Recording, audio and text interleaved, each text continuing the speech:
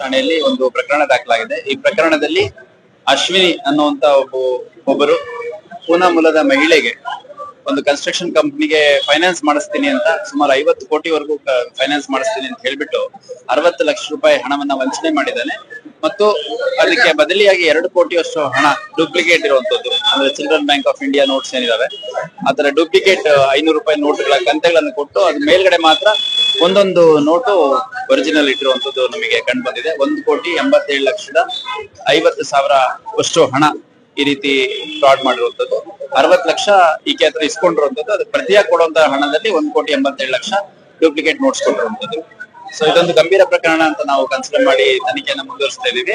ಆರೋಪಿ ಮೈಸೂರು ಮೂಲದವನು. ಈ ಹಿಂದೆ ಅವನ ಮೇಲೆ ಬೆಂಗಳೂರಲ್ಲಿ ಒಂದು ಕೇಸ್ ದಾಖಲಾಗಿದೆ. ಮತ್ತೆ ಪೊಲೀಸ್ ಕಸ್ಟಡಿಯಲ್ಲಿ ಇದ್ದಾಗ ಆತ್ಮಹತ್ಯೆ ಪ್ರಯತ್ನ ಮಾಡಿದ್ದಾನೆ ಅಂತ ಹೇಳ್ಬಿಟ್ಟು ಒಂದು 309 IPC ಅವಾಗಿನ ಒಂದು IPC ಅಡಿಯಲ್ಲಿ ಅಟೆಂಪ್ಟ್ ಸೂಸೈಡ್ ಕೇಸನ್ನು ಕೂಡ ದಾಖಲು ಮಾಡ್ಕೊಂಡಿದ್ದಾರೆ. ನಮ್ಮ ಕಸ್ಟಡಿಯಲ್ಲಿ ಇದ್ದಾಗ ಕೂಡ ವಿಚಾರಣಾ ಹಂತದಲ್ಲಿ ಸೂಸೈಡ್ ಮಾಡ್ಕೊಂಡ್ಬಿಡ್ತೀನಿ, ಪೊಲೀಸ್ ಹೊಡೆದ್ರು ಅಂತ ಸುಳ್ಳು ಕಂಪ್ಲೇಂಟ್ ಹೇಳ್ತೀನಿ ಅಂತೆಲ್ಲ ಹೇಳಿ ಪೊಲೀಸರು ಕೂಡ ಕೆಲಸ ಮಾಡಿದ್ದಾರೆ. ಅಷ್ಟಾಗಿಯೂ ಈ ಆರೋಪಿಯನ್ನ ಮುರುಡೇಶ್ವರದಲ್ಲಿ ನಮ್ಮವ್ರ ವಶಕ್ಕೆ ಪಡಿಸ್ಕೊಂಡಿದ್ರು. ಮತ್ತೆ ನಿನ್ನೆ ಅರೆಸ್ಟ್ ಮಾಡಿ ಪ್ರೊಡ್ಯೂಸ್ ಮಾಡಿದ್ದಾರೆ. ಪೊಲೀಸ್ ಕಸ್ಟಡಿ ಇವತ್ತು ಓಪನ್ ಕೋರ್ಟ್ ಅಲ್ಲಿ ರಿಕ್ವೆಸ್ಟ್ ಅನ್ನು ಸಬ್ಮಿಟ್ ಮಾಡಿದ್ದಾರೆ.